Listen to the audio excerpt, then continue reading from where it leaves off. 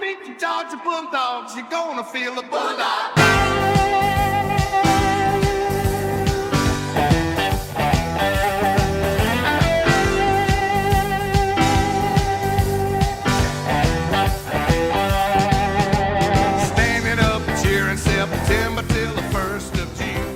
Hello, everybody, and welcome to Row 60, a Georgia football podcast. My name is Clark Gaines. Joining me today, as always, Adam Thornton. Boom! Whoa, baby!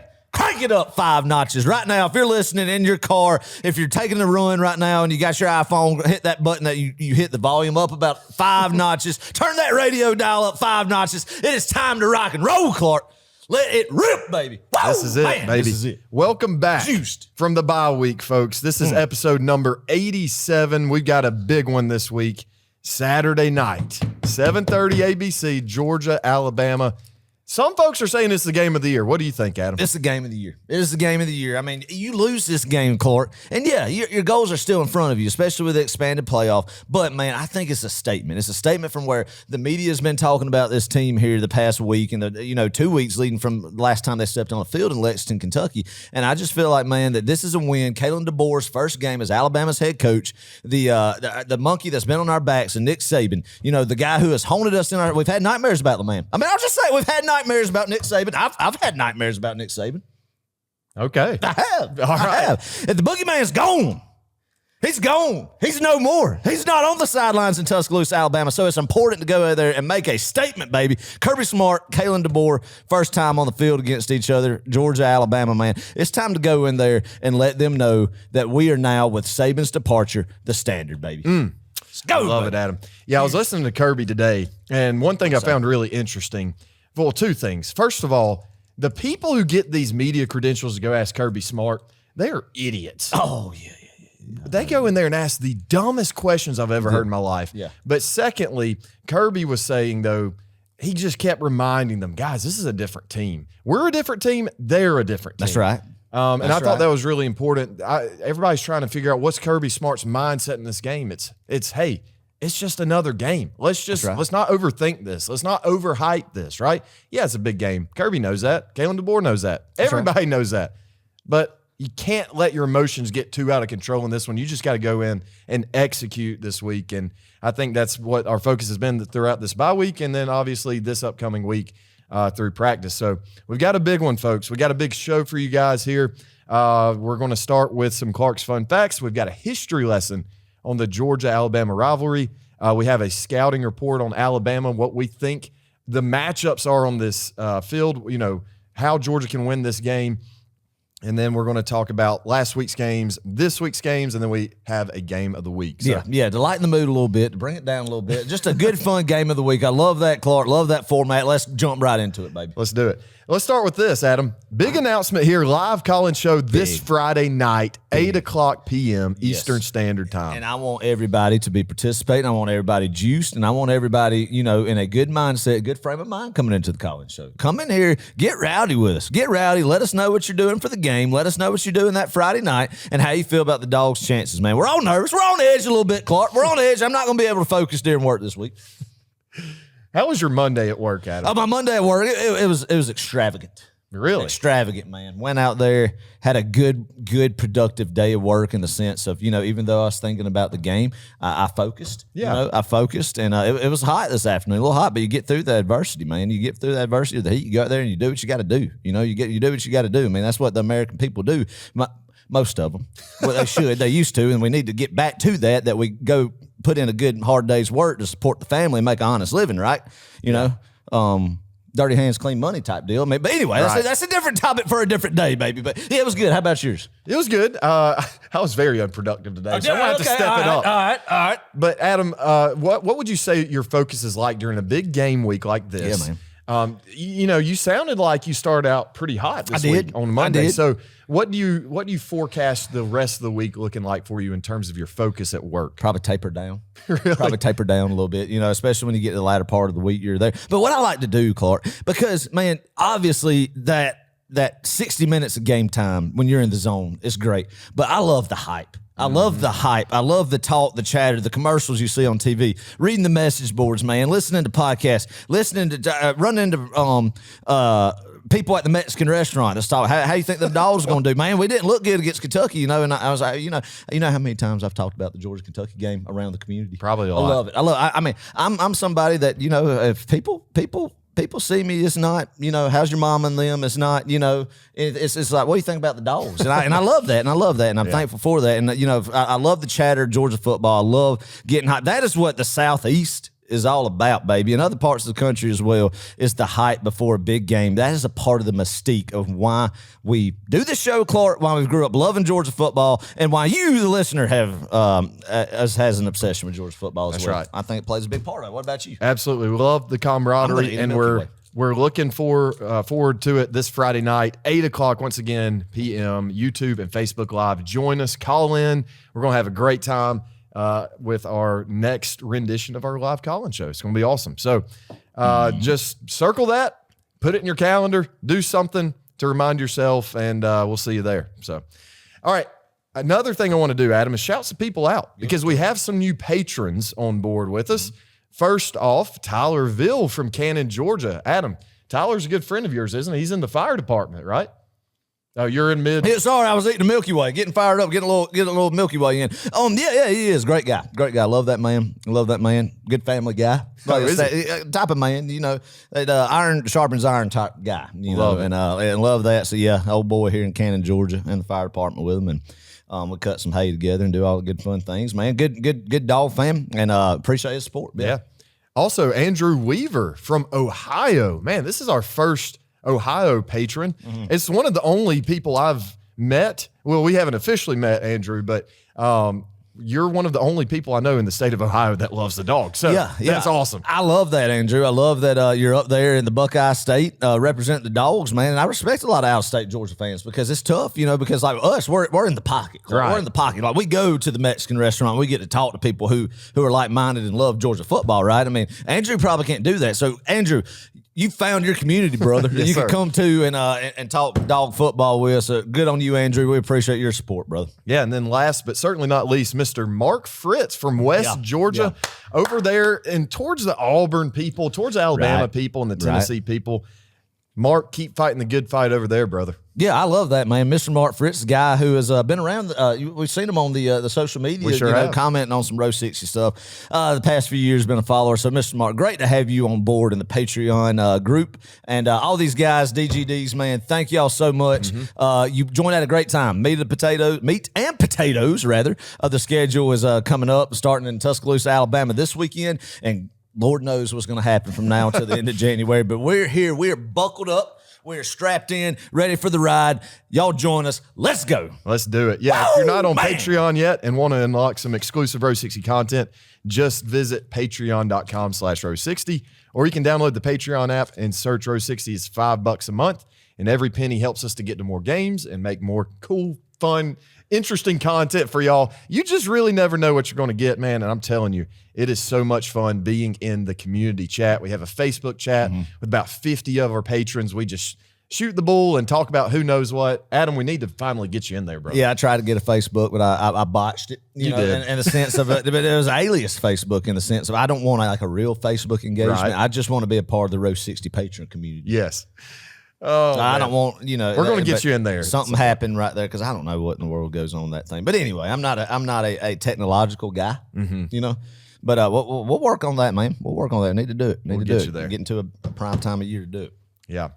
One more entity, not necessarily a person I want to shout out. Peach State Pride, Adam. Yeah. Peach State Pride, they are great representatives of the state of Georgia. Yep. The founder, Derek, has a peach orchard, or his family, rather, has a peach orchard right down the road from where we're recording this episode. Really cool stuff. Every time I drive to film an episode of Row 60, I see this beautiful peach orchard. You can see the Northeast Georgia mountains off in the distance. Derek Chitwood has believed in us from the very beginning of Row 60, and we appreciate him and love him for his support. And we're asking you to go visit peachstatepride.com. Yes. Go get you some nice Georgia Bulldogs gear, man. They have some of the best shirts, honestly, and I wear them. I've worn them. You've worn them well before we even started Row 60. So go check them out. PeachStatePride.com. It's where you get the hats that you see that I rotate every week on Road 60 and a half for the past 4 seasons, man. So go check them out. Great people, loves the state of Georgia, pride in the state of Georgia. That's what I like about it. I'm proud to be a Georgian and thankful for the roots here in the state of Georgia, and that's what they're all about, man. So the Bulldogs and just the state of Georgia in general. So go check them out. Go check them out, PeachStatePride.com. Clark's Fun Facts. Hit that jingle, baby. Bloom. I'm going to replace the actual jingle with your rendition, your impression of the jingle. Nah, I like that. It's soothing, man. You got to keep that tone going. Yeah. All right, give it to us. What fun facts do you have? Well, there are only 2 of them. We are anticipating it. There are only 2 of them right now. All right, bring it. Son, all right, here we go. First one. In the Georgia-Bama rivalry, no team has ever scored more than 41 points. You're kidding me. Isn't that crazy? Ever. That's crazy, man. That's defensive football, Clark. Yeah. We're doing a little bit different down here, baby, in the elite top tier of the SEC. We play defense. Mm-hmm. That is a strange stat. I mean, you think of all the teams we played in Georgia football history, college football history. We scored a lot of points. We scored against a lot of teams. We've scored more than 41 points a lot of times, but never Alabama. And Bama's never scored 41 plus on us. So yeah. It's crazy. I mean, that is wild, Clark. I never would have guessed that, but you look back, especially during the Kirby era at Georgia and his matchups against Alabama, a lot of 32-28. Well, that was back in the Mark Richt, the 12 SEC championship. 35-28 was one of them.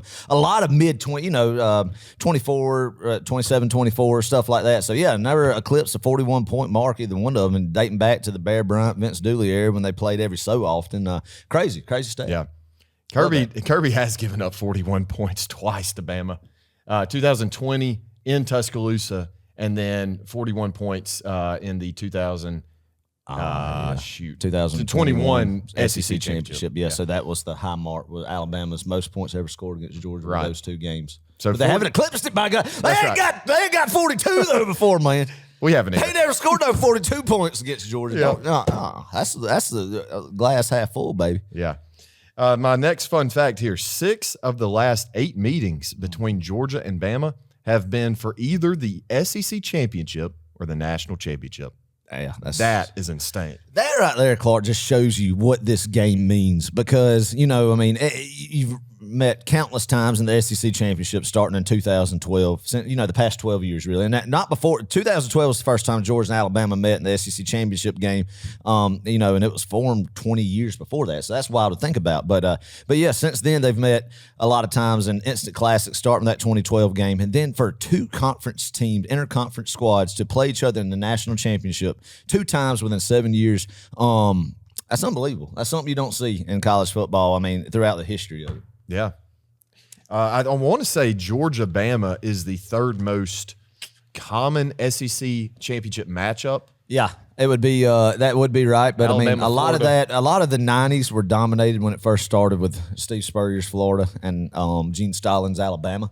That would be the number 1, and then you had some off years with the McElwain era in 15 to 16 where it was Florida and Alabama, and then Georgia LSU is number 2. So that's right. Yeah. Mm-hmm. So those are my fun facts. Next week, I'll hope to have more, including the fun fact that's been going on. Georgia's also won 42 straight regular season games. Hopefully, you can make that 43. 43, baby. Let's hope that's a fun fact next week. Right. All right, let's move to a little history. Let's just jump right into it. Georgia, Alabama. Obviously, we didn't play this past week. We hope you enjoyed your bye week. We do. Actually, before we jump into the history, Adam, what'd you do on your bye week? My bye week, I smoked a brisket on the smoker I made. Okay. Stayed up and tended to the bad boy with Tylerville on Friday night for a good 12 hours.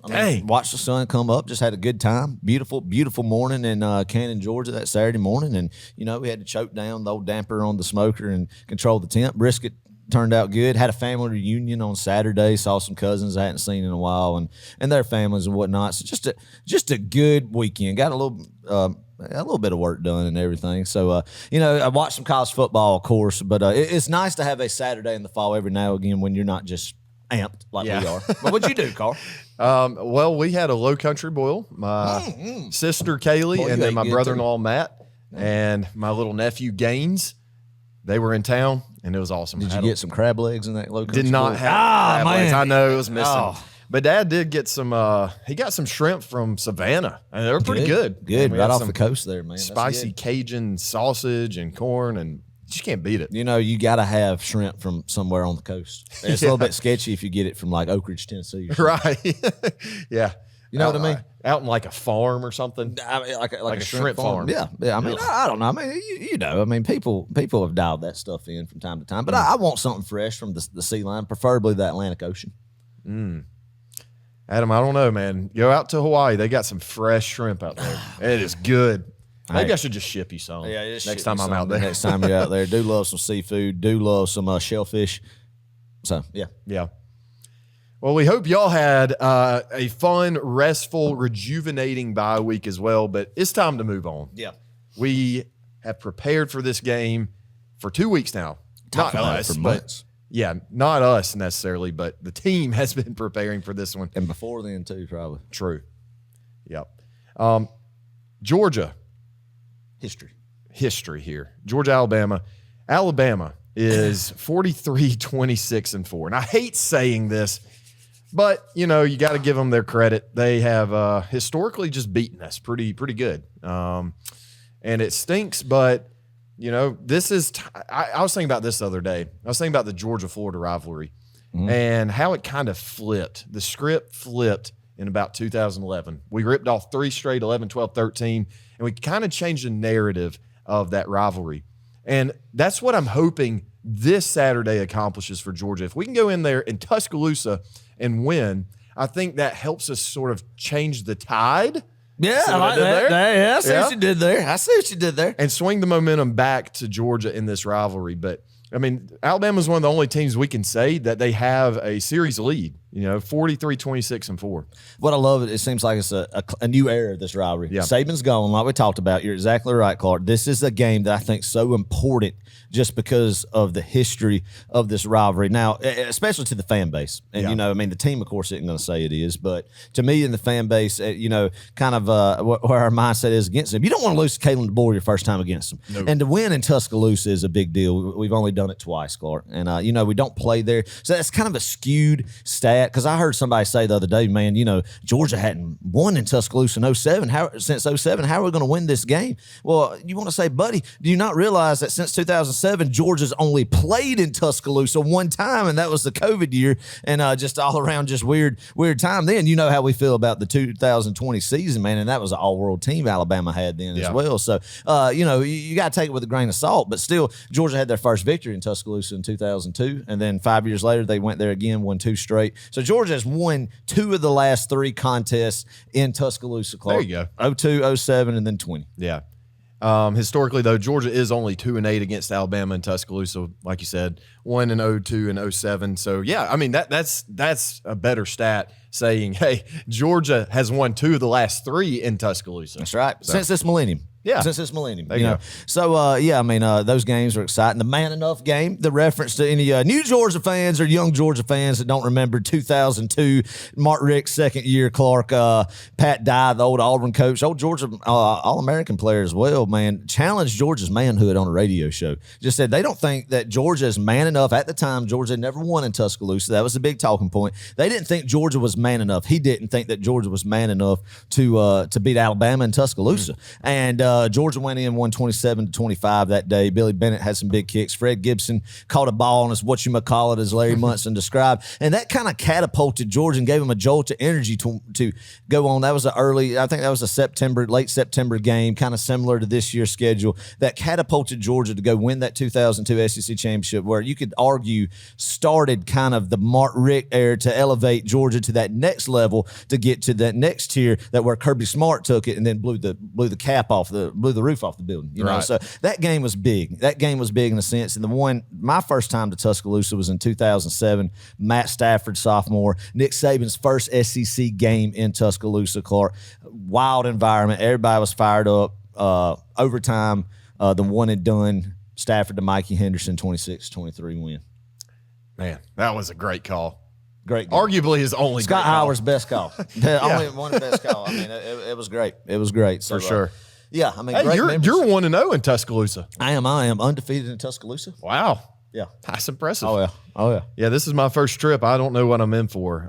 And I think it's just from hearing other people, they're going too for their first time. So Yeah, a I'm lot of interested people. to see what this environment's going to look like. Because a lot of people didn't get tickets, could get in the door in 2020. Because, I mean, the university didn't have a lot of tickets to hand out. And then Alabama tickets, the limited quarter of the stadium that was only could come in, ate up all them. So you had to, give up a limb to get in that stadium then. I mean, and it was just weird. So, yeah, I mean, a lot of guys and girls making their first trip to Tuscaloosa. Excited for that. I don't remember a lot of it. I remember some of it, but I was pretty young at the time, and it was a great night, though. I do remember that. Yeah. Well, hoping for another great night this Saturday. Georgia is favored by 2.5 right now. That's kind of crazy still. I think I say it's crazy. I don't know. It seems pretty reasonable. I think on paper, Adam, Georgia is the better team. But as Josh Pate says, we don't play the game on paper. No, we don't. No, we don't. We play it on the field. Exactly. 100 yards. On the gridiron. That's right. Yep. The over-under is also 49.5 points. I think that's a pretty solid. Are you taking the over or the under of that? I'm going to take the under, Clark. Really? I think it's solid. I think it's respectable, and I think you'll be all over it. Right? But as you'll find out later in the presentation, in the show, I will reveal my score prediction, and if you do some quick mental math, that you will see that it does not equal 49 points. Okay. A little teaser. A little teaser, yeah. If A little you will. bone, yeah. Little teaser, if you will. Okay. That's right. I like it. Well, here's the scouting report for Alabama. We've got a lot of notes here. Yeah. A lot of notes, a lot of things we want to say about this team because though this is a different football team, right? Though this is a different coaching staff and kind of a different roster too, this is still a great program. Yeah. And it's one that, as a Georgia fan, you got to respect them. I don't hate Alabama. I respect them. I don't know. When they beat us 26-23, when they beat us last year, I hated them in those moments. But ultimately, you got to respect them for what they've done. Yeah. So this year, though, they've outscored opponents 147-26. But it is worth noting that they've only played Western Kentucky, USF, and then Wisconsin. Right. No, you're exactly right, Clark. No, Nick Saban's not on the sidelines. He's still around the program, but there's still a lot of residue of the Saban era still in the building in Tuscaloosa, right? And, a lot of the guys that played for him and talented guys, man. Equally as talented as Georgia's roster. I do think Georgia does have slightly above, but it's not like it's just head and shoulders one team is more talented than the other. Like Georgia – Alabama in 2015, Clark, you were on the field for that game. We've talked about that when Derrick Henry and those guys walked out, and we had false hope. But you looked at one sideline of players, and then you saw another sideline, and Alabama just looked far superior from just every aspect of the eye test. Then the eye test, and it has been like this the past several meetings, is equal, I feel like. Yeah. So, it's going to be a tough game, especially in that opponent's venue. Right. This is Kalen DeBoer's first game as head coach in the SEC, and this is something we talked about yesterday, Adam. Nick Saban's first game as an Alabama head coach in the SEC, that is, lost to Georgia. That's right. Hey, history repeats itself. We say that, man. Let's do it right here. Kalen DeBoer giving a good welcome to the SEC. We're not playing Pacific Northwest football anymore, right? This is not Pacific Northwest football. This is Georgia, Alabama. This is the Southeastern Conference, and let's just go punch them in the mouth. Yeah. Let's go punch them in the mouth, baby. Yeah. You posed this question to me yesterday, actually. We were on the phone talking, and you said, if we win the coin toss, what do we do? Are we taking the ball or are we deferring it? Oh, we're Georgia, man. Put the defense on the field. Nice. And eat, don't you think? Yeah. What do you think? I think so. Yeah, I think if you want to send a statement, because the matchup here is, I feel like, Alabama's offense versus Georgia's defense, right? Yeah. Some people would argue the other way. And it's a valid argument, too. Yeah, either way, honestly. Golly, it's Yeah. But, yeah, I also, though, man, it would be awesome if Georgia's offense came out and they went down the field, marched down the field, put up 7 quick. Oh yeah, it'd be nice. It'd be nice, man. Especially with kind of the false narratives that's been spread here the past couple of weeks, and yeah, it'd be a big statement, I think, Clark. But I don't know if I had to choose. I want Georgia's defense to go get a quick 3 and out, kind of get after Jalen Milroe, pop him in the mouth a couple times, even if it might be, I mean, I'm not talking about a late hit, but when you get a chance to get a shot on Jalen Milroe, get a shot on him. Nothing cheap, nothing unfair, nothing low class, but just let him know that this is a different animal than he's played this season. So yeah. Well, I want to pose that question to the people. I want to know. Let us know. Would you rather take the ball or, hey, let them take the ball, kick off to them? So let's hear from the people. All right, let's jump into Georgia's offense versus Alabama's defense. This is a big matchup here. Bama returns 6 guys defensively. They lost Terrion Arnold to the draft. They lost Dallas Turner to the draft. They lost Caleb Downs to the transfer portal. Big names. That was big. Top 3 names that were on Alabama's defense last year. Sorry, go ahead. Yeah, Caleb Downs was also their leading tackler, which I did not realize. But, I mean, it makes sense. Yeah. He was all over the field last year, had a great game against Georgia. So, yeah, I mean, they still have some key pieces on this defense, and it's going to be tough for us. This especially what we saw in Kentucky. It doesn't really feel like Georgia's offense has really hummed since that Clemson game. And I really don't count the Tennessee Tech game. I mean? There's only so much you can get from that.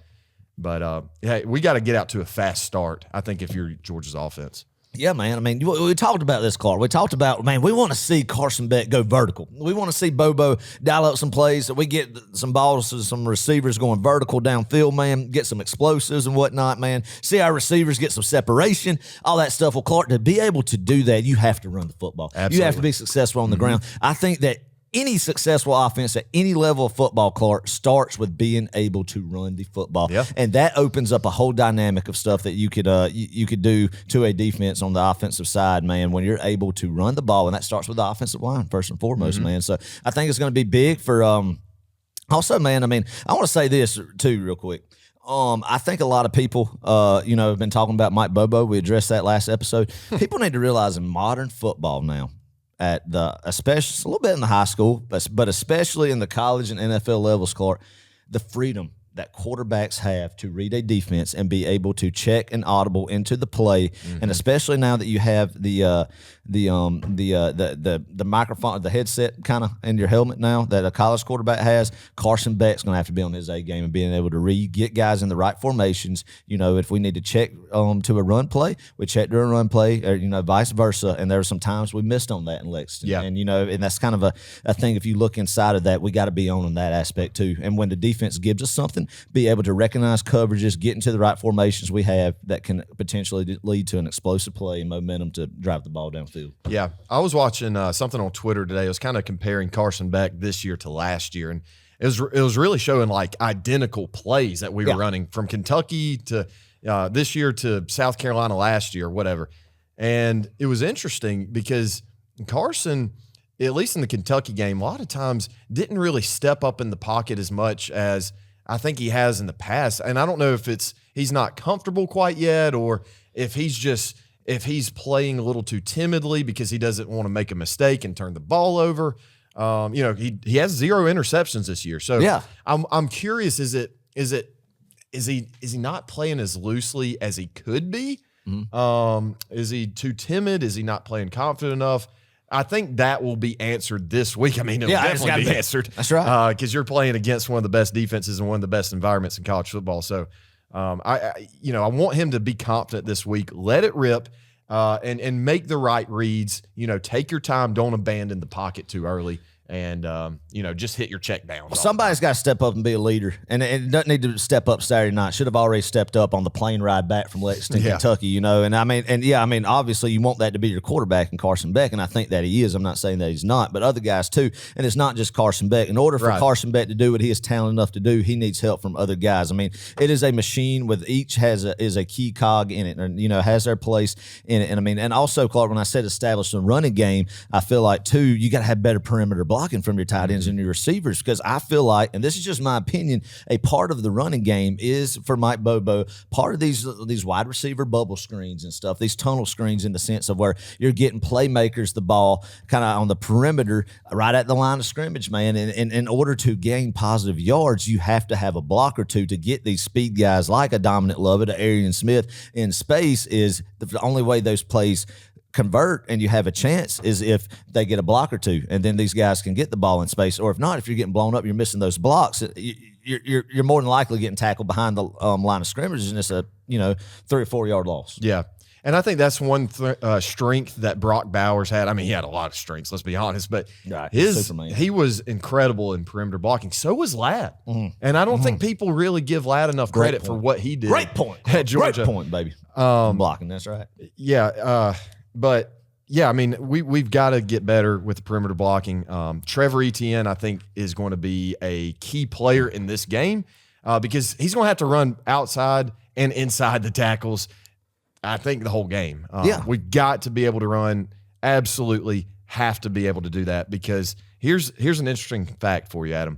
In every meeting with Alabama under Kirby Smart, the team who rushed for more yards won every single time. I see it, man. That's Southeastern Conference football. The elite pinnacle Southeastern Conference football is when you are able to control the line of scrimmage, man, on the offensive side right there, and the defensive side. So that's one thing that we have to do.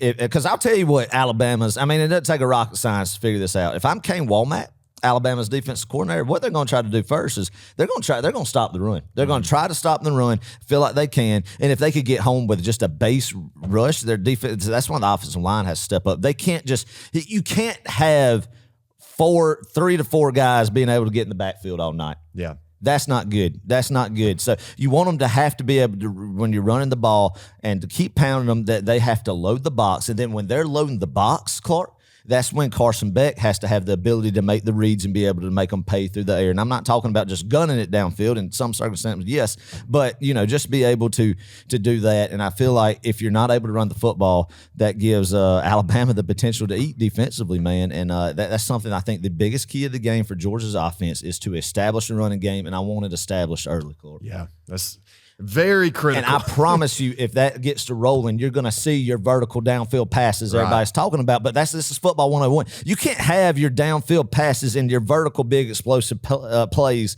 if you're not. This isn't NCAA football. If you're not able to run the football, you have to set up the running game first. Whether that's short perimeter passes on the outside, Clark, or running it between the tackles, man, with your running backs. So another thing our offense has to do is get in third in manageable situations. That's right. In Kentucky, it seemed like we were getting in way too many third and longs in that game, and we are 74th in the nation for third down conversion. 74th. That's just not good. That's bad. That's not what you want. 39% of the time we're converting on third downs.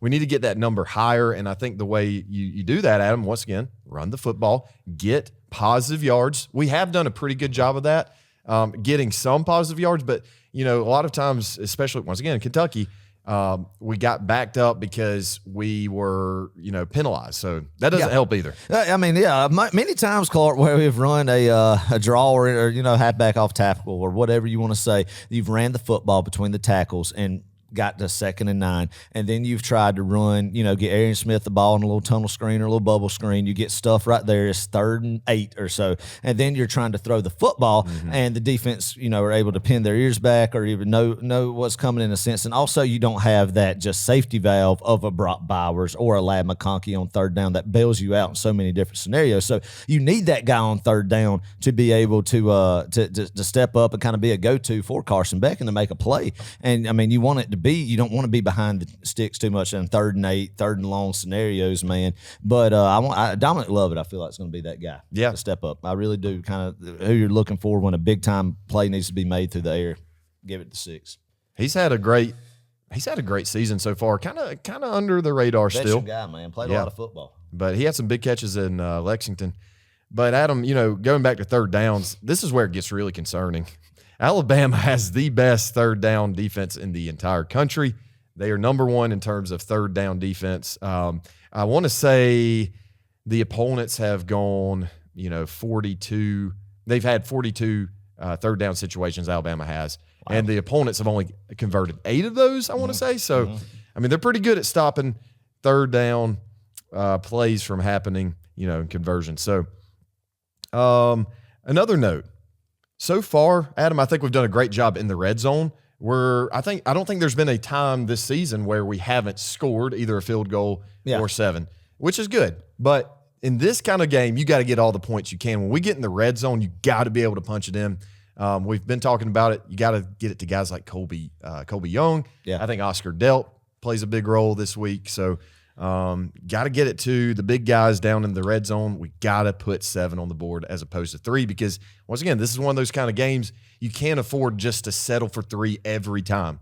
Thankfully, we do have a great kicking situation. Yeah, but we can't lean on it too much. And we're Georgia, man. Even if you're playing Alabama, you got to get to the point. If you need to get a tough yard or two, Clark, line up man on man. If they know you're running the football, get a tough yard or two, man. Be able to, on 3rd and inches, 3rd and 1 or wherever, get under center. Run a quarterback sneak. Ooh. Or if you're going to give, if you're going to give a dive or anything, and I know we're not going to go under center, but still be able to convert these 3rd and short scenarios or in the goal line in the red zone, man, and not get stopped behind the chains, but get to that second level. I mean, our offensive line, it is critical to be able to open up some holes where we can give our playmakers, our running backs, a chance to get to that second level and make a guy miss or two, and then get on up into the 3rd level and, just kind of wear them down, man, and be able to control time of possession, man. I feel like with Alabama's offense is big too.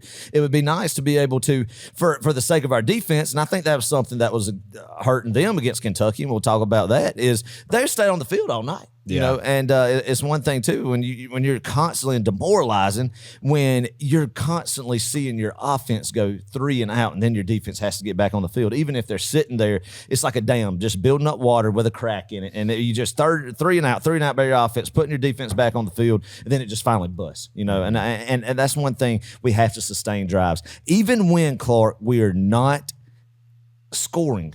I'm not saying you got to go score touchdowns every single drive. You have to sustain some drives, man, to win this football game in a sense. Yeah, and I think this has always been the case in these kinds of games. You got to win field position too. Right. And that plays right along with what you just said. If you're moving the ball, and even if you stall out at the 50, at least you can get them in worse field position, right? Right. Kentucky game, I mean, we were punting to them, at the 50 or their 40, and they had relatively good field position. And thank God we got Brett Thorson, who can just absolutely boot it. But once again, we don't want to rely on our kickers too much this game if we can help it.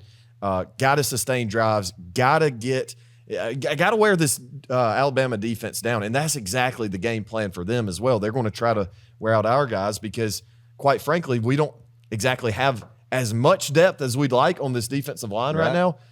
So, this is going to be a very fun battle, though, to say the least. Well, Clark, when you are playing a team like Alabama and Alabama's playing a team like Georgia, you're not going out there like against Tennessee Tech and you're just being able to bully the guy in front of you. Yeah. This is a game where the little things matter and execution matters, and being able to force your opponent to make mistakes and you make less mistakes, being disciplined and not having stupid penalties, Clark, not getting, false starts in a hostile environment and making it 1st and 15, or holding calls that negate a big run that just kills you in momentum. So that's the stuff when these type of teams play each other that make the differences in football games. 100%.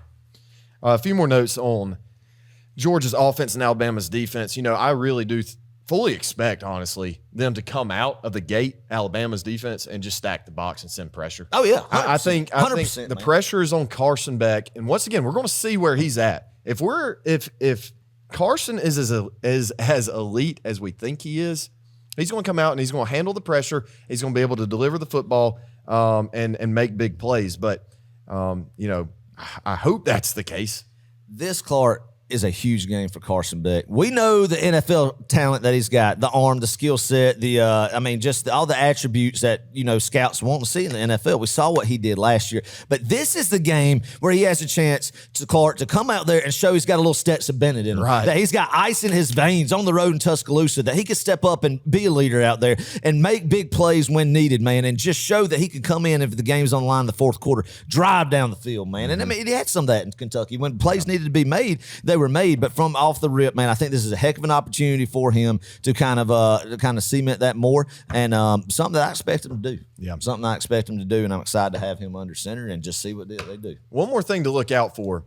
I do think Mike Bobo is drawing some, play action waggles, moving the pocket outside a little bit. That's right. And get Carson on the run. I'm not saying we're going to throw in a bunch of quarterback design runs or anything like that. Right. Don't get me wrong here, but USF did this. They use their quarterback and his legs to get first downs, critical first downs, and that's why the game was so close in that first half.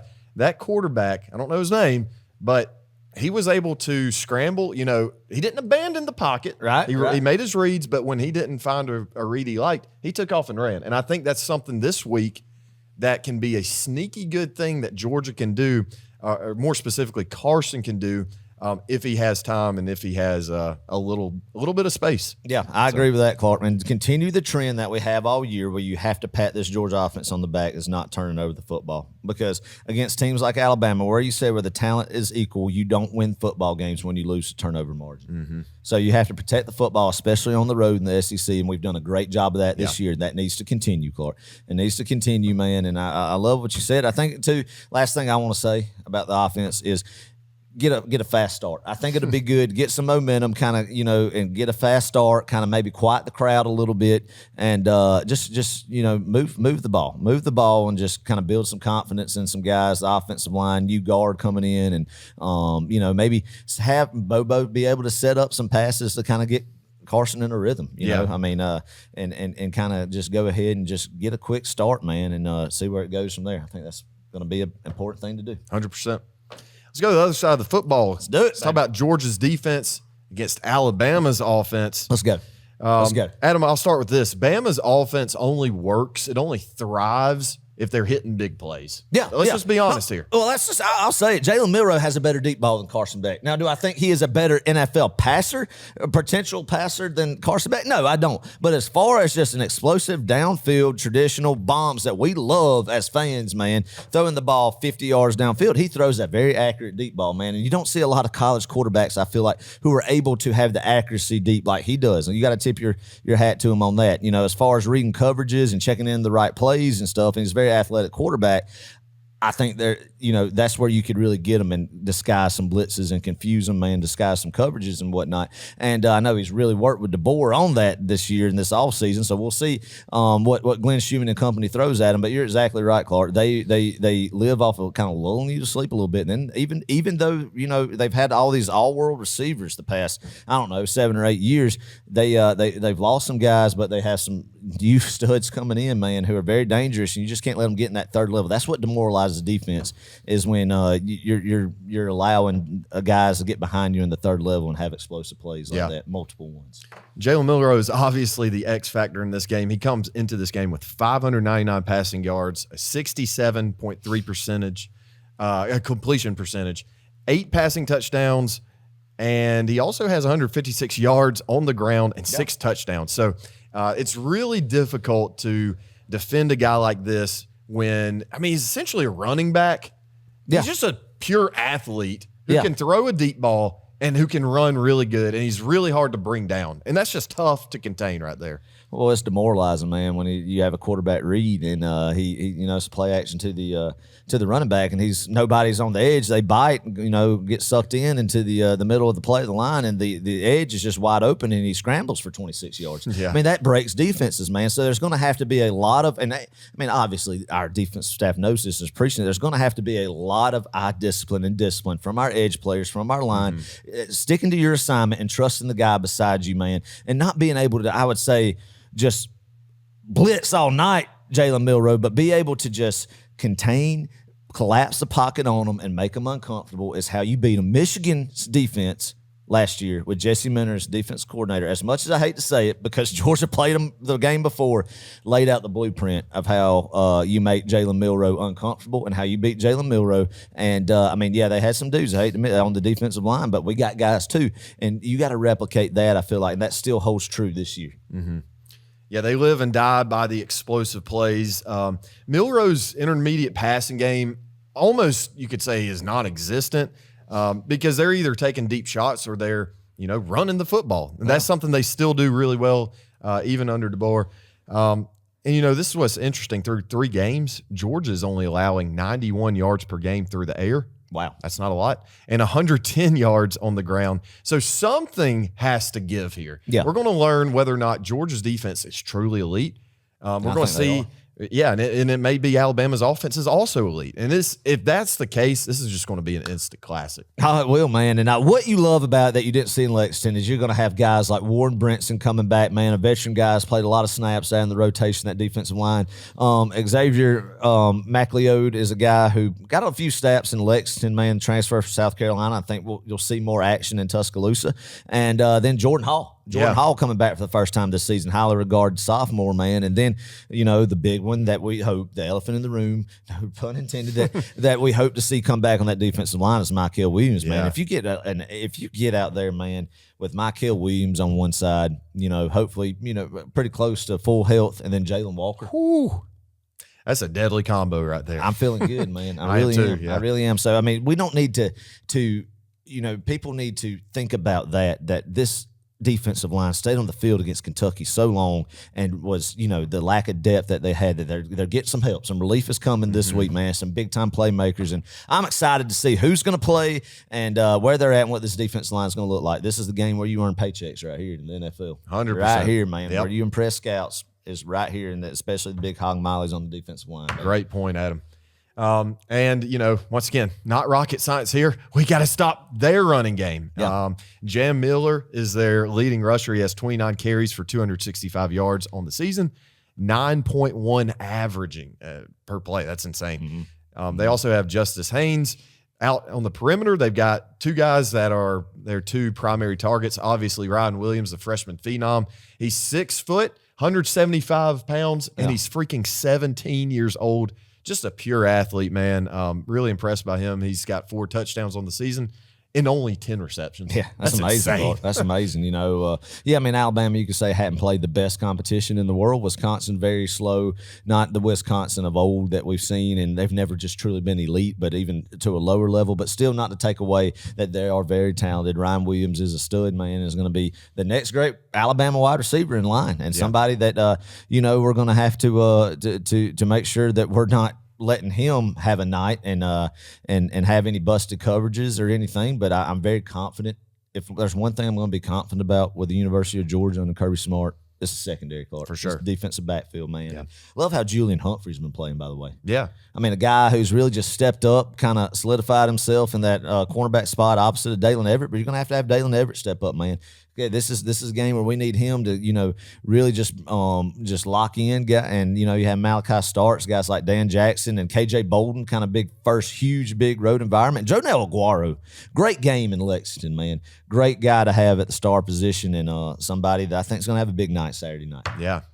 Because, if you're at the Star, you really do so many things, a multitude of different things. And you do. And this Georgia defense, you really got to help and run support. And I think that's going to be a key position there, especially stopping Milroe, getting outside on the edge. It's tough to stop a guy like him. Another receiver that they're going to be targeting is Jeremy Bernard. He's from Washington, their transfer, and they target him a lot too. So it's going to be a challenge for the Georgia secondary for really the whole team, honestly. But yeah, we got to step it up defensively. Not that we haven't been playing well, but this is just a different level of football that we're going to face this Saturday. And everybody be calm. Alabama will get theirs. There will be some explosive plays downfield, man, that you'll be like, oh, my gosh. But you got to limit those. If you kind of a bend but don't break, when they do hit those explosives, bow up like Georgia's defense has done so well in the Kirby Smart regime and force them at field goal opportunities and instead of getting 7, man, then that's what you want out of this Georgia defense. But I'm very confident in them.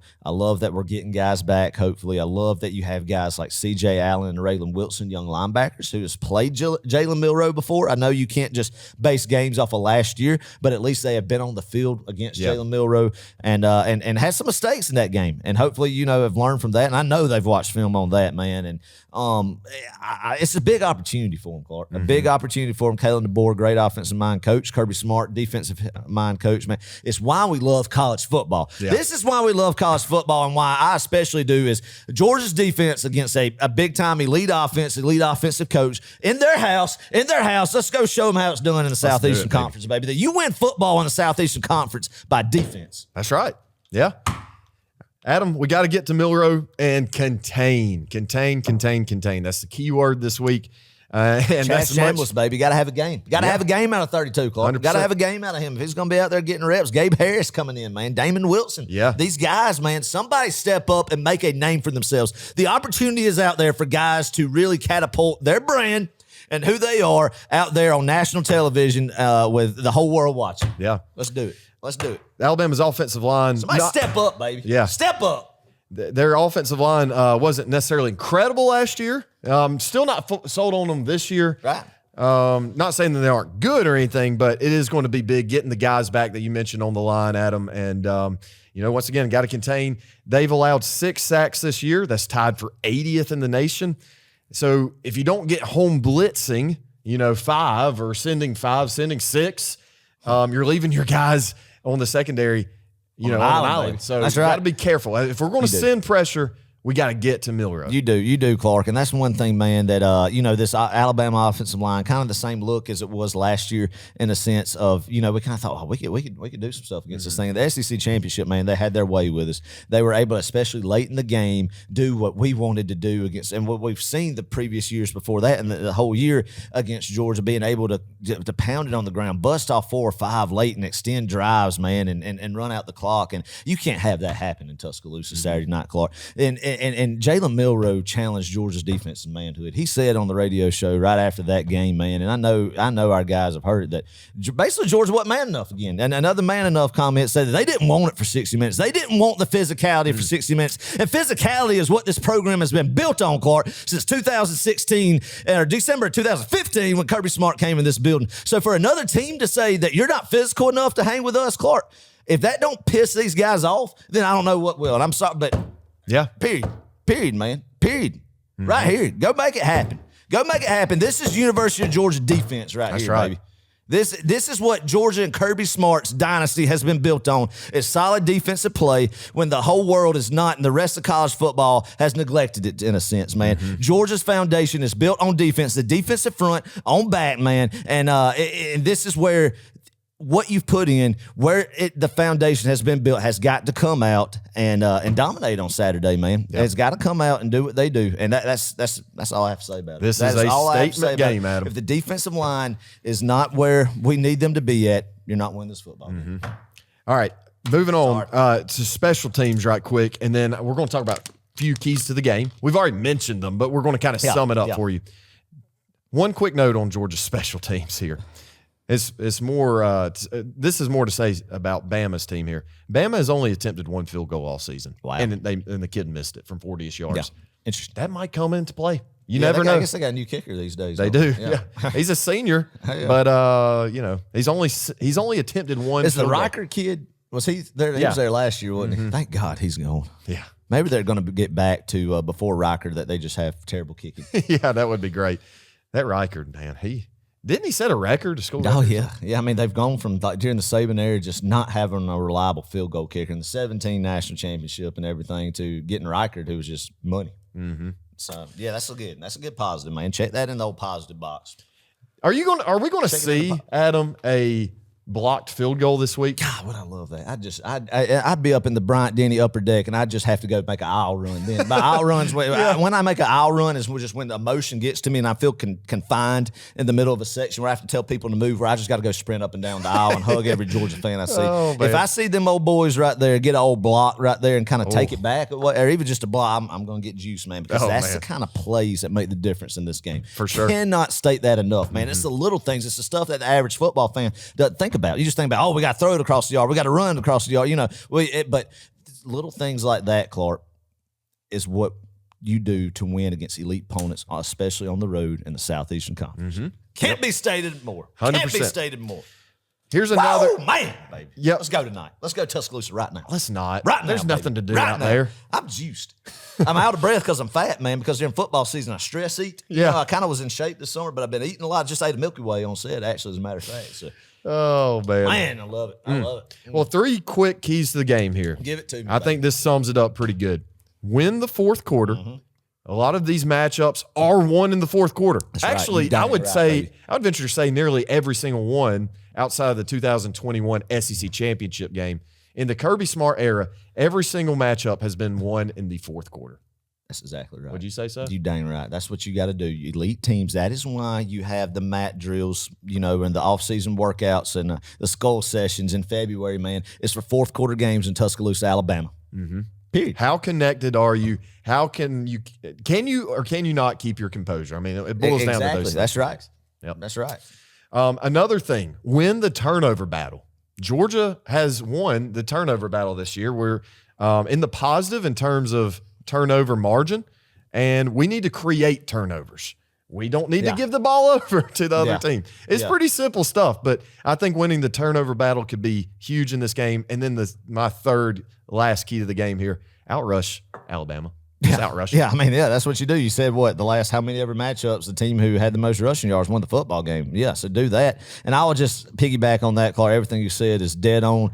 Also, do not have stupid, costly penalties that extend Alabama drives when you have them on third and long or anything like that, man. Don't get ate up with penalties. Have, especially on the road, you got to have stuff go in your favor to win these type of football games. And the last thing you can do is shoot yourself in the foot with penalties. Yeah. All right. Last thing I want to do, talking about this game. All right. I just want to say this. First of all, I don't think Georgia has had just back-to-back really poor performances. No. When's the last time you can think of that happening? Man. I can't. Maybe 2016 or something? 2016, I think, is where you got to go back to, man. Because, you could look, especially in the early years of Kirby Smart, 2017, just terrible game in Jordan-Hare Stadium against Auburn, right? 2018 in Baton Rouge, terrible. But the games after that, Florida in 18, and then in 17, you played, Sisters of the Poor, but then against Tech, and then you got Auburn again a couple weeks later, and it was a whole different story. So, yeah, I think this is you're right. Yeah.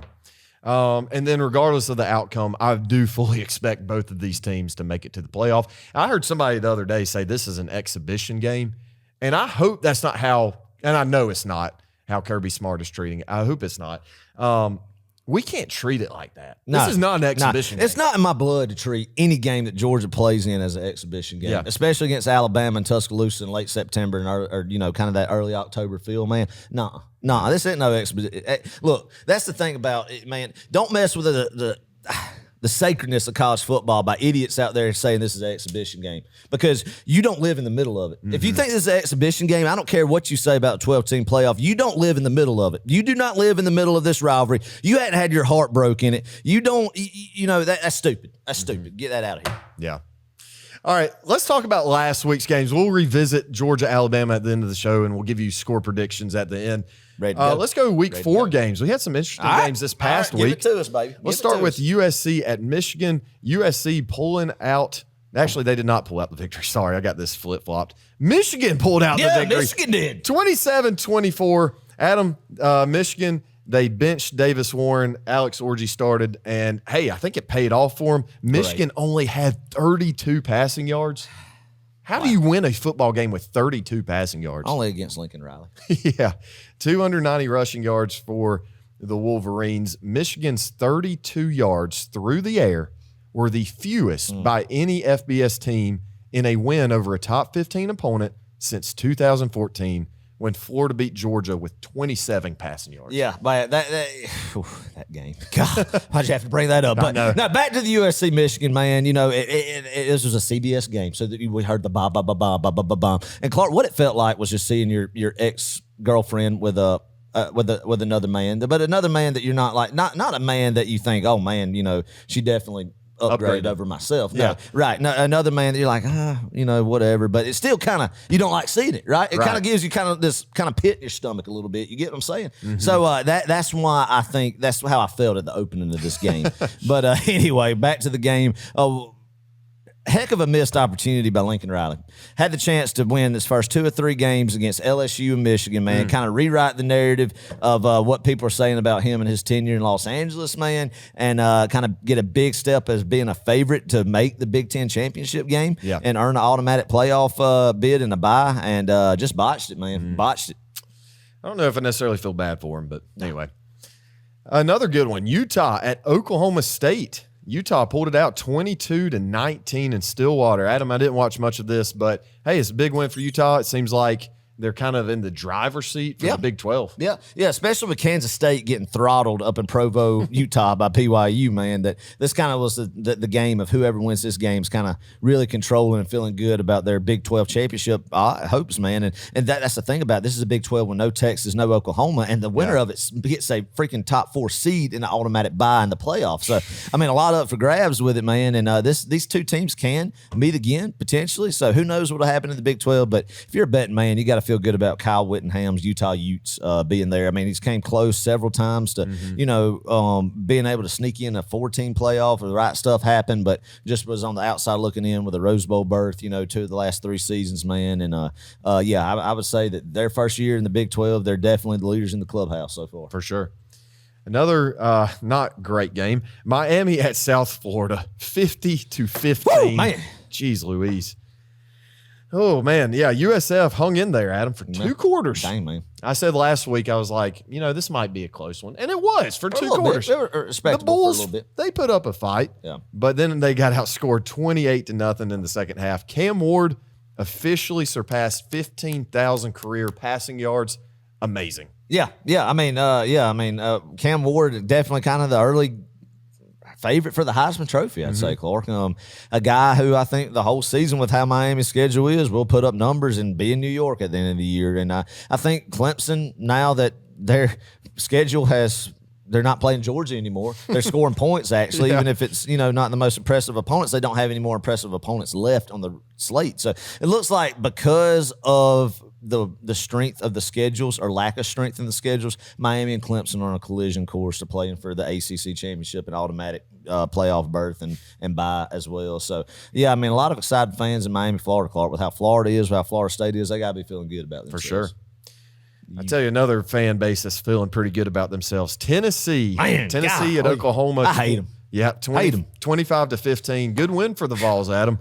Always tough to win in the SEC, but I tell you, Oklahoma's offense is atrocious. Yeah, and I'm sure it was an environment. I was at Columbia, Missouri for their first game in the SEC when Georgia played there in 2012, and it was definitely a rowdy environment, and I think it was amplified probably even more in Norman, Oklahoma. So good win for Tennessee. I think that obviously Oklahoma had a lot of self-inflicted stuff, could not move the ball on offense, benched their quarterback, and gave Tennessee every shot to just pull away completely. Yeah. And, Tennessee, I will have to just say this about them right now is they're playing better ball on Rocky Top on the defensive side. For sure. Kind of got some guys in there in the front 7 that I feel like kind of looks good. And we'll see as the season progresses. But good win for them, man. You got to say it. And, hey, that's the thing about these top-tier SEC teams we're talking about. Georgia gets a crack at every one of them in the regular season. That's true. Hey, I want it that way. Let's go. Yep.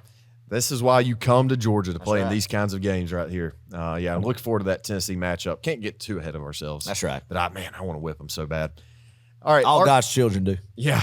Another team I want to whip really bad is Auburn. Arkansas at Auburn, 24-14. Sam Pittman may have saved his job for 3 more weeks with this one. Auburn had 5 turnovers, Adam. Yeah. They're terrible. I love it, Clark. When you look at the head coaches in this matchup, one is very easy and lovable to pull for. Even if he wasn't what he was at Georgia, right? Yeah. You would still, even if he never coached at Georgia and he just went straight to Arkansas, I'd still love him. Right. And I love the character that Pittman has. And then Hugh Freeze, the complete opposite, just a snake. I do not understand why people think that this man is a good man. I hate to say it, but it's just been out in the open. Some of the stuff he has, just throwing players under the bus when any fan with common football IQ knows what the problem is, but the insecurity to just sit there, get in the driver's seat of a bus, throw his quarterback underneath it, run over him, back up again. You just don't do that, Yeah. And I just think that's poor. I don't know, to be kind of the coach that he is, in the sense I love what's happening on the Plains. Love that they lost to a liberal arts school from Berkeley, California, and Jordan Hare, and love that they lost to a coach who's seat is flaming hot in Sam Pittman, man. Yeah. So a lot of panic, man. A lot of panic for a possible 3-9 year on the Plains because these are 2 games they were expecting to get, and the schedule's not getting any easier, and I love it. Did you watch that game? Yeah, I did. Did you see the amount of Auburn fans who were just crying and complaining and yelling towards the They field? should be used to it by now, man. Yeah. That's what they do is lose to teams that are just irrelevant. Or teams that are relevant. And teams that are relevant, they just lose. Yeah. They just lose. They just lose. They sold their soul from one season in 2010, and a program that is never, Clark.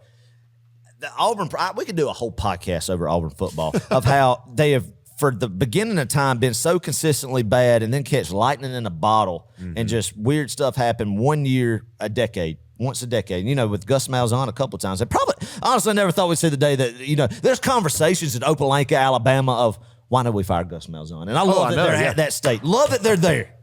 Couldn't happen to a better fan base. Yeah, I saw a video the other day on Twitter where they were showing clips during the Gus Malzahn era and showing clips of Gus Malzahn, and this song was "Baby Come Back, You Can Blame It All on Me." I love it.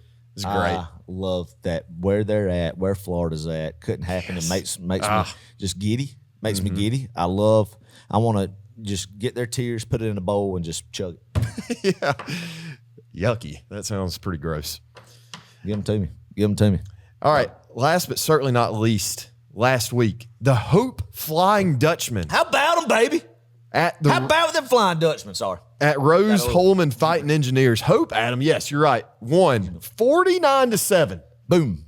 Absolutely steamrolled them. Boom, baby. Sorry, I saw that 49-7. Clark, we knew it. The whole country knew it when we were talking about this game. Yeah.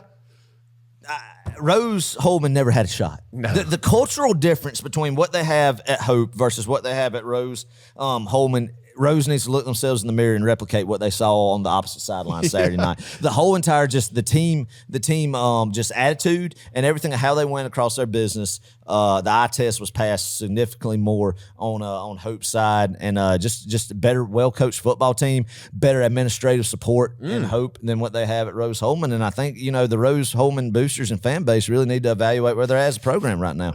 But Hope, great program over there. Go win 42 points on the road. We saw it coming. Tip of the hat to them for just doing what they needed to do and what they were expected to do. Yeah. Just business. I think Hope's 3-0 on the season. Yeah, just a big that's start. not a surprise. Yeah. It's not a surprise, really. With the culture over there at Hope. Yeah, that's right. Where's Hope again? Do you remember? I can't. It's a flyover state somewhere. Yeah. It's like Indiana. I don't remember. Anyway, let's move on to this week's Pick'em. We got some pretty good games, some good appetizer games, if you will, before the Georgia-Alabama, the main entree. We got Kentucky at number 6, Ole Miss. 12 o'clock ABC. Ole Miss is favored by 17.5.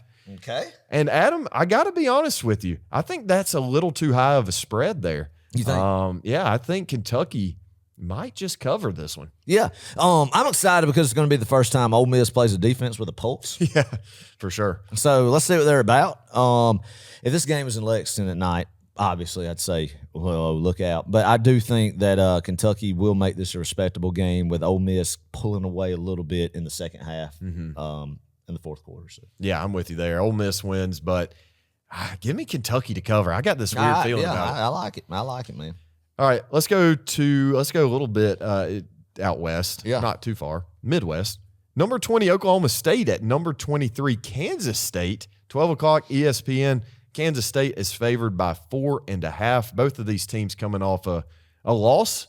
Yeah. So who do you like in this one, Adam? Remnants of the old Big 12 right here with these two foes, Clark. Yeah. I think these guys are looking for whoever wins this is still very much in the hunt for the Big 12 championship game, and the loser is in a very bad spot before the month of September ends. So all the chips will be pushed all in for Chris Kleiman at Kansas State and Manhattan, and then our good friend Mike Gundy over there in Stillwater, Oklahoma. Really pulling for Oklahoma State to go into Manhattan and get a win. Give me Mike Gundy, not losing 2 times in a row and winning this football game, Clark. Adam, I don't know much about Kansas State, and quite frankly, I don't know much about Oklahoma State. And do we really care to? No, not really. Okay. Not right now in this point of the season. But I will say Avery Johnson, from what I've seen of the kid, Kansas State's quarterback, is absolutely phenomenal. I don't know if he had a great game in Provolone, out in Utah. Provo over there. Provolone? Provo. It's just Provo? It's Provo. I thought it was provolone. Provolone. Like cheese. That sounds like a cheese. It is a cheese. I thought it was provolone. And everybody just said Provo for short. Provo, okay. Utah. I butchered that. We might need to fact check that. No, I've always just thought it was Provo, Utah. And a very high Mormon population. Oh, yeah, I'm sure. Out there in Utah. I tell you what, BYU Stadium is beautiful. Really? Oh, yeah. Around it? Oh, yeah, my man. gosh. A mountainous region. Yeah, it is Provo, Utah. Provo, Utah. Yeah. Nice city capital over there. Snow-capped mountains. Mm-hmm. Wait, how did we get here? The good Lord's footprint. Oh, yeah. Avery Johnson didn't have a good game against BYU. No, he didn't. But you don't go into Provo and really expect to come out alive. Oh, is that right? Yeah, I mean, especially when it's an 11 o'clock kick. 11 o'clock kick. No, you don't. That's true. You don't. No, but give me Avery Johnson, Kansas State squeaking out a close one. All right. Let's go to Notre Dame here. Number 15 Louisville at number 16 Notre Dame. 3:30 Peacock. The Peacock channel. When you lose in Northern Illinois, you get to go to the Peacock channel. That's the kiss of death when you lose to a group of 5 team like that. You get kicked off NBC and you got to go be on the Peacock. So not good for Notre Dame. Not what you want, right? Louisville, Jeff Brom, great fundamental coach. Clark, good offensive guy, a football guy. Clark, sure, a football guy, sure. a lunch and pail kind of guy. Yes, he is. He is 100% that. At his alma mater, reviving Louisville in a second year from the darkness of the wilderness. They just beat the trade school from North Avenue and Brent Key last week. Love that. Clap on that up at Papa John's Stadium. Papa John Pizza will be 8. Everybody will be fired up in Louisville, Kentucky after the Cardinals go into South Bend, Indiana and beat the Notre Dame Fighting Irish, and Marcus Freeman's seat will be red freaking hot, baby. Man. Adam, I'm with you. I like Louisville. I watched them play Tech the other day, and they took care of business. And Notre Dame has not put anything on film. Yeah. On film. Right. Like I have the actual film copy. Or right. Okay. They haven't put anything on film that makes me think that they're. No, you shouldn't be scared of Riley Leonard. Yeah. He played quarterback at Duke. But he was much better at Duke than he was. He was good. I mean, that's a tale as old as time. Mm-hmm. Somebody being a whole lot better at the previous school than their grad transfer school, especially when it's Notre Dame. But anyway, no, Louisville's going to win this game, man. Everybody, tune in on the Peacock right before the for the game. But I think that's you can't get the Peacock on DirecTV. Adam, Peacock isn't a channel; it's a network. Oh, it's like Netflix. Oh, Hulu. So you telling me that in order to check the live updates, you can't just hit the back button from, like the game on CBS, the game on Fox. No. You got to have to go out of your one streaming service and go to another to flip back and forth. Right. Do not watch this game. Protest this, people. We do not want to watch games on the Peacock because we're America in the 21st century, Clark, and it should be simpler to watch college football, not harder to flip through games. That is ridiculous. Ban the Peacock. Ban Peacock. Well, why do we need 7 million streaming platforms, man? Yeah. What happened to the innocence and the innocence and just the good fun of getting an antenna and then getting somebody outside, man, and opening up a window and turning the old dial, and then when the screen clears up from the fuzz, telling them they're good, working for their viewership. Yeah. And now you got 700 million, you got 7,000 options on DirecTV to watch games, but then you can get exit out of DirecTV, exit out of Hulu or YouTube TV, go to another platform and go to the Peacock and watch Notre Dame football. This is stupid. It's ridiculous. Everything in this country has just gotten to a point where I can go on a rant about that I don't like. It's just getting ridiculous. And I think we just all need to come together and use some common sense. And this is one thing that we should start on. It's just the streaming. Adam, you do not like streaming. I do not like streaming. And for the people who don't know, anytime we go tailgating, Adam insists we take the big old dish, the satellite dish. We're not streaming that takes up, off Wi-Fi. That takes up 20% of the space in the car. Because there's no better feeling than pulling that dish out, baby, and getting the compass out and looking for the longitude and latitude of where it needs to be at, and finding a clear screen and satisfaction when the green bar loads to 100% and you get a clear picture. It's better than hooking up to the Wi-Fi and just saying, "Hey, here's ball." Adam, you are an old soul, my friend, and I love it because I'm right there with you in some aspects, but not this. I love streaming. Get the wheel of death too much. I really feel like networks. I'm sorry. Last thing I'll say about it, and then we'll move on. Networks want to prolong,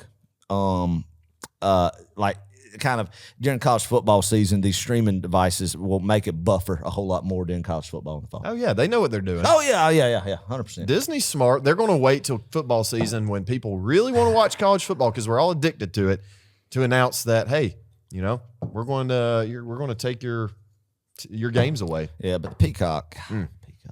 The Peacock.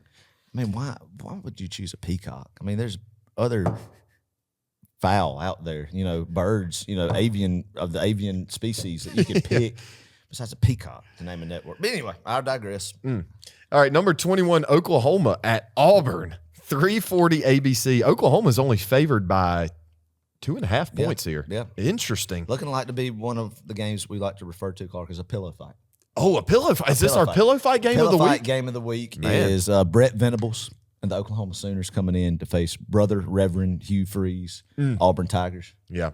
I was impressed by Oklahoma's defense playing against Tennessee. Yeah. I think they will win them this game. It's going to be a very low scoring game if you were to ask me.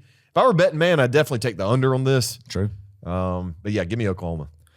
Yeah, I agree with that. I love it. I want Oklahoma. I want Auburn to lose every football game that they play. I think this would be good for them to lose another home game, their third home game of the year. Losing 3 home games before we end the month of September is good for the people in Opelika. Yep. And I'm here for it, Clark. Love it. Number 19, Illinois at number 9, Penn State. Yeah. 7:30 NBC. Penn State favored by 17.5. Adam, we watched Illinois and Nebraska the other night. Yeah, we did. Illinois, Brett Bielema went to town and put it on the Nebraska. I love that. A lot of people in Lincoln were kind of thinking it was 1994 again, and it's not. It's not. A lot of people love Matt Rule. Uh-huh. And Matt Rule's a football guy. I mean, I think he's a little bit overrated personally. Okay. But Brett Bielema, I like Big Brett. Mm-hmm. I like Big Brett enough that I feel like that he is kind of building a foundation in Illinois, that he's been there now 3 or 4 years after a sabbatical from being fired by Arkansas. He's rejuvenated. He's looking healthy. He looks good. Cracked up at myself. I thought that was pretty good. That was But good. anyway, no, God bless him. We really do hope. But anyway, we love Brett Bielema. Illinois going to win in Happy Valley against James Franklin, who is just very pedestrian. Don't like James Franklin. Has Penn State had a monumental win this season? No. They never have a monumental win. They go beat Iowa. They go beat Michigan State. They go beat up on Rutgers and Maryland and then lose to Michigan. And, Wow. Might would drop one to Wisconsin and then get blew out and lose a big game, a big noon kickoff with old what's his name? What's the old man? What's the man that's horrendous that you and McKay talk about that broadcast the Gus Johnson? Yeah, Gus Johnson. Yeah, Gus Johnson on there. Yeah, that's what they do. Then they go lose those type of games that Gus Johnson calls to Ohio State. Adam, give me Penn State. I do think Illinois keeps it close, but Penn State with the home advantage. Okay. I think That's it's going to be fair. a whiteout, but Illinois to cover. All right. Last game here. Number 8, Oregon at UCLA, 11 o'clock Fox. Oregon is favored by 23.5. And the only reason I'm putting this game on here, Adam, is because this is the closest thing we'll ever get, again, to the Pac-12 after dark. God, good point. Yeah, I mean, it is. Essentially, it is what it is. That is. You could really get sentimental about it. So Yeah. I encourage people to watch this game. Hopefully, after a big Georgia win, sit there and watch Dan Lannon and the Ducks go to the Rose Bowl. Great memories in the Rose Bowl, and play the UCLA Bruins with 30 people in attendance. Yeah. Oh, my gosh. Yeah, I think people should watch this game just to see how many fans they can find in the stadium. People in Los Angeles don't care about college football. I don't align with a lot of the stuff that people in Los Angeles think. I'm just going to go ahead and say that and leave it at that. Sure. And one of them that is very, that's up there is a love for college football. Yeah, they just don't have it. They don't care. That's right.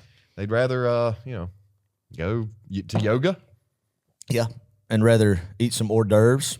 Oh, good word. They don't make black coffee, black hot Folgers do they coffee not? in the morning. No, they don't. They drink their tea with their tea bags. Okay. And I'm not talking about cold sweet tea. I'm talking about like like the green leaf tea, Right, like stuff right. where they have a nice kind of the string hanging out of it, and then they go and then they go. They don't like a good brisket.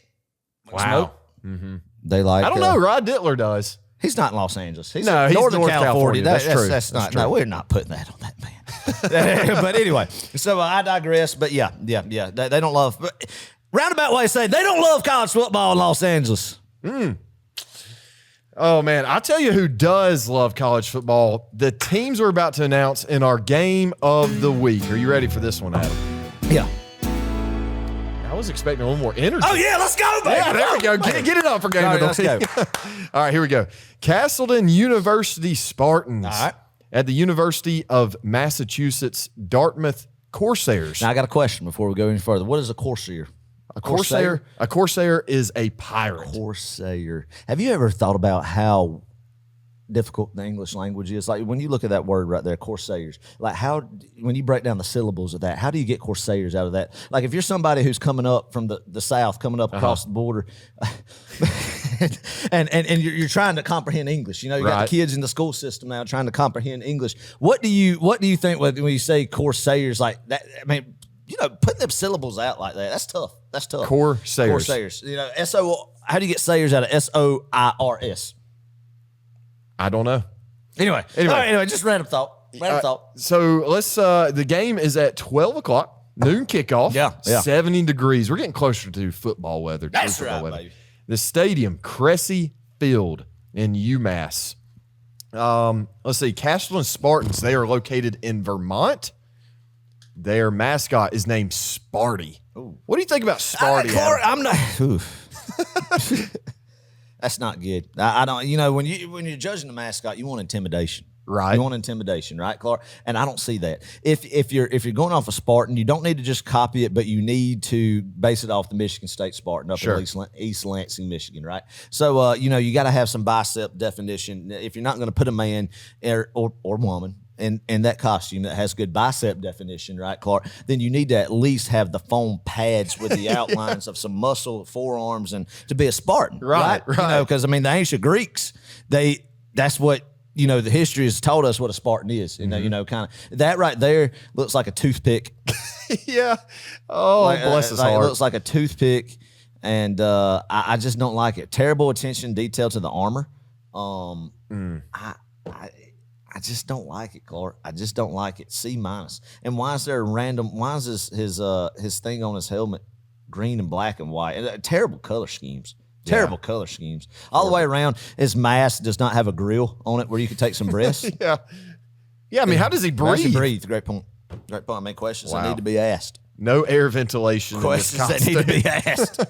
Yeah, I'm giving that a C- as well. Just lazy. Yeah, Adam, it is lazy. Honestly, lackadaisical production right there by them putting that. So we're not off to a good start with the Castleton Spartans. Let's see if the UMass Dartmouth Corsairs, especially when you have a blueprint for a Spartan that you could go off of, not like a at Michigan State. Yeah. All right, some notable alumni from Castleton. Hester Martha Poole, Adam. She was born in either 1833 or 1834. We don't exactly know. All right. She was a writer and an advocate. Okay. I'm not exactly sure what she wrote or what she advocated for. Yeah. But this is just coming from Wikipedia. So I would say she was probably an advocate of the Civil War, Clark. I mean, if we use our brain and our noggin and we think about the time of her prime life of advocating, it would probably land you in the 1860s. Sure. So I would say that was the biggest event, obviously, going on in the United States of America at that time with what was happening. So I think it was definitely safe to say that's probably around the time frame of when Hester, is that her? Yeah, Hester Martha Poole. Woman Poole. named Hester. Hester was probably doing some advocating during that era. Yeah. Yeah. Interesting that we don't know what she was advocating. I mean, we would think that the woman being a notable advocator should at least be recognized for what she was advocating. Right. This is what you get when you go on Wikipedia and do your research, I people. love it, another guy from Castleton, Chad Bentz. He's a Major League Baseball player for the Montreal Expos. Adam, he had an 0-3 record and a 7.5 ERA. I mean, just dynamite stats there. I'm 3 more games in the major leagues than I played. And me. Yeah, so, I mean, good on him, man. That's the kind of career you have in the MLB where you go back to your hometown in rural America or, in the suburbs or wherever Chad's from and open up, find an old warehouse, Clark, and put a batting cage in there and a pitcher's mound and hang your Expos jersey that you wore for 3 games up on the wall and then charge parents $150 per hour for pitching lessons and make a living off of it. So good on Chad, man. Good on Chad. Good on Chad. Love that. Castleton's head coach is Tyler Higley. He was promoted to the full-time head coach role in 2024 after serving as an interim. Higley is no stranger to the Spartans program, Adam. Okay. He had previously been the team's defensive coordinator, recruiting coordinator, and community service coordinator. Wow. His experience and deep understanding of the team have made him a natural fit for the role. That's good. Wow. Love hiring from within. Love a guy who started from the bottom, knows the culture, knows the foundation, knows what the school is all about and the expectation set, and holding that job, Clark. And I think Coach Higley, when you cut him open, man, he bleeds that Spartan blood. You know what I mean? With a resume like that, you can't. And that's the kind of guy, as a fan of the program, I want to see leading my team. Absolutely. Is when we cut each other open, we have the same blood, and it's Spartan blue. Spartan blue. Right. Yep. All right, let's move on to the University of Massachusetts Dartmouth Corsairs. Okay. Located in Dartmouth, Massachusetts, up there in the Northeast. Yep. Adam, their mascot is named Arnie. Arnie. Look at him. Great name. Love Arnie. Love a pirate named Arnie. That fits. That's good. Clark, I love the fact I was going to really dock some points if they were a pirate without an eye patch. So they did check that box off. That the pirate does have an eye patch. Looks like the old Buccaneer has done some swashbuckling and some pillaging. Lived a tough life. Got some salt and pepper in the beard and on the sideburns right there a little bit. You know, so the only thing I think that I think it's a lackadaisical dress. He needs a seamstress.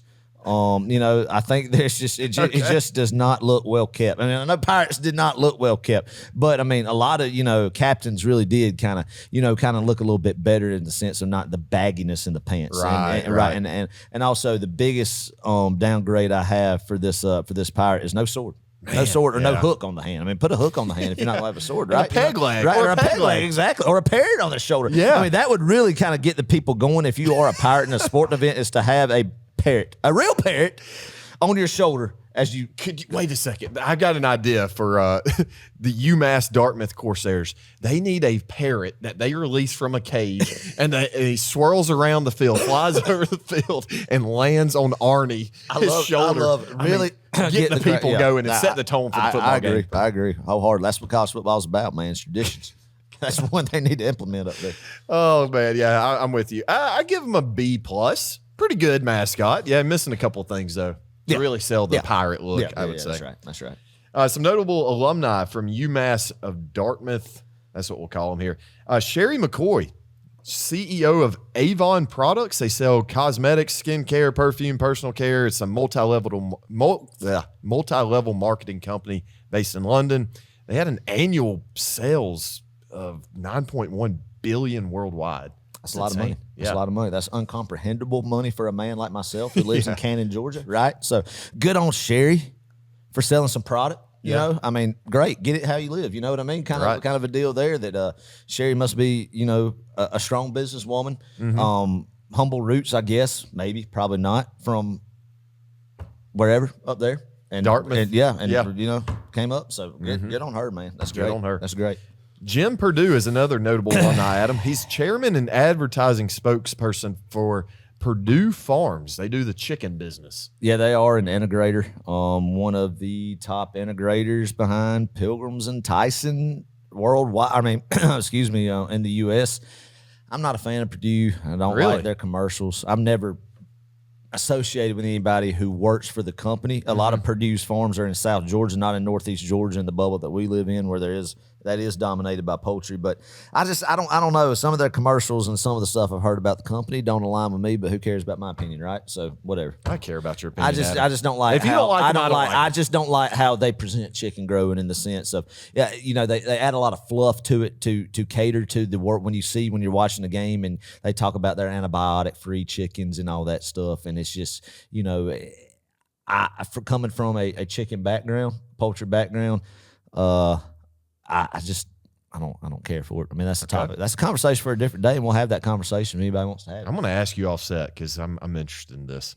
Their head coach is Josh Sylvester, who took over in 2023 after the retirement of longtime coach Mark somebody. Sylvester, a former offensive coordinator for the Corsairs, had a successful first season, leading the team to a 9-1 record, Adam, and a share of the 2023 MSCAC, Massachusetts State Collegiate Athletic Conference Championship. Love that. Is Love that like the equivalent of an SEC championship? Yeah, absolutely. It has to be, right? You got to put it on, you got to add that to the resume. He's probably wearing a ring on the sidelines during this game. And, when he goes and shakes the other coach's hand, he shows it off. Lets them know that this is the hardware that we have here, Yeah. So, Castleton, the Spartans, they're 2-1 on the season. And then the UMass Dartmouth Corsairs are 3-0. Adam, who do you like in this matchup? Clark, I really think Josh Sylvester is the superior coach. Oh, I really think that this is going to be a game where his ability to coach the game of football really shines on display, and the motivator he is. Oh, yeah. The motivator he is. Sure. Those boys will be ready to run through a brick wall for him. Give me UMass Dartmouth Corsairs by about 3 touchdowns, 42-21. Castleton, going to be a tough night. The disrespect, Adam. The only thing I don't like about the Spartans is their mascot. But, Adam, the UMass Dartmouth Corsairs, they seem a little pretentious to me. And that's my big word of the night, pretentious. Okay. And the reason I say that, they're using big words. Corsair. No, just call them Throw the Ivy League school in the mix, to make them sound smart. I get it. I'm there with you. I understand that. Yeah, I do. I call them the Buccaneers. Call them the Pirates. I agree. The Peg Lads. I mean, there's a million other names. But no, we're going to have to go with a name that nobody's heard of and go with the Corsairs. So for that reason alone, give me Castleton and the Spartans, Adam. Okay. To come into UMass. That's respectable. And just, I don't know, take over the game. Win a close one. All right. I love it, man. Cannot wait to see, when's this kickoff again? 12 o'clock. So on the way to Tuscaloosa, we keep up with this football. Oh, yeah. I mean, forget the other games we were mentioning earlier. No, I mean, literally, we need to do that in the Patreon. It's kind of like give some live updates on our game of the week going to Tuscaloosa, kind of get a stream going. I do think it's televised. Is it really? Okay. Well, we need to get some chatter on, really build up the game of the week this week in the Patreon group. Oh, man. Well, hey, if you've enjoyed this episode, make sure to leave us a review on Spotify or Apple Podcasts. If you're watching us on YouTube, just hit subscribe right quick. It takes 2 seconds, and it helps us so much. Adam, it's time. It's time to get refocused for this game. That's right. Georgia, Alabama, this Saturday night, 7:30 Eastern Standard Time, ABC.